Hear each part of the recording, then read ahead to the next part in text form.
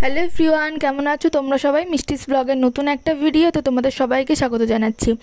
আজ আমার মা একটা নতুন রেসিপি তোমাদের সাথে শেয়ার করবে। আমার মা আজ যে রান্নাটা তোমাদের সাথে শেয়ার করবে, এই রান্নাটা আমাদের বা আমার মায়ের হাতের এই রান্না যারা যারা খেয়েছে সবারই খুব পছন্দের একটা রান্না। আজ আমার মা করবে এগ চিকেন রেসিপি। এই রান্নাটা পরোটার সাথে বা রুটির সাথে সবথেকে বেশি ভালো লাগে খেতে। তাহলে চলো দেরি না করে আজকের রান্নার ভিডিওটা শুরু করা যাক।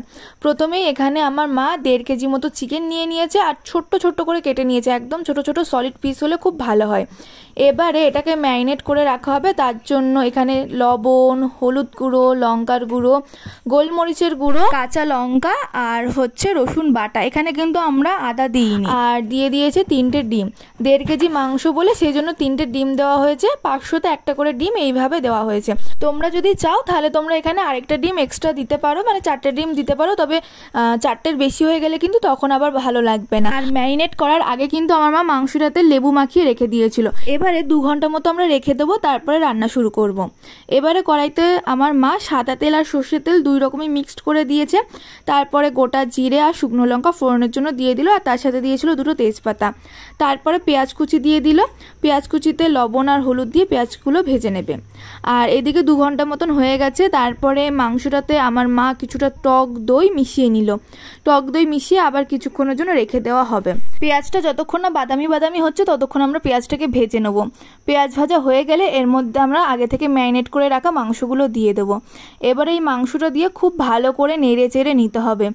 আর এই রান্নাটাই কিন্তু আমরা এখন আর কোনো মশলা টশলা কিচ্ছু দেবো না। লবণ, লঙ্কার গুঁড়ো, মানে যা যা দেওয়ার দরকার ছিল আমরা সব ম্যারিনেটের সময় একবারে দিয়ে দিয়েছি। এবারে শুধু মাংসটাকে খুব ভালো করে কষিয়ে নিতে হবে।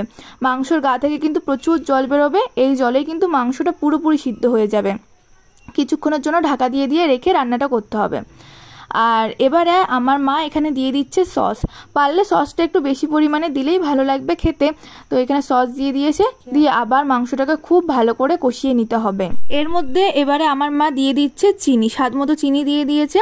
এই রান্নাটা না আসলে খেতে একটু মিষ্টি মিষ্টি লাগবে, খুবই ভালো লাগে খেতে, মিষ্টি মিষ্টি ঝাল ঝাল। এই যে আমার মা আজকে রান্নাটা করছে, আমার মায়ের হাতের এই এগ চিকেন রেসিপিটা না সবার খুব পছন্দের। মানে আমরা তো খেয়েছি মায়ের হাতে, আর অন্যান্য যারা আমাদের বাড়িতে এসেছে মা যাদের যাদের খাইয়েছে সবার ভীষণ পছন্দের। এটা যখন পুরোপুরি কষানো হয়ে যাবে, একদম কষানো হয়ে যাবে, শুকিয়ে যাবে জলটা, তখন এর মধ্যে খুবই অল্প পরিমাণে গরম জল দিতে হবে। জল দিয়ে তারপরে আবার ভালো করে ফুটিয়ে নিতে হবে।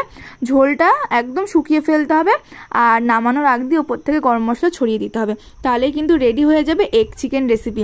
আজকের ভিডিওটা তোমাদের কেমন লাগলো অবশ্যই কমেন্ট করে জানিও। ভালো লাগলে লাইক করে দিও, শেয়ার করে দিও, আর আমার চ্যানেলে নতুন হলে সাবস্ক্রাইব করে দিও। আর বাড়িতে অবশ্যই এগ চিকেন রেসিপিটা একবার ট্রাই করে দেখো।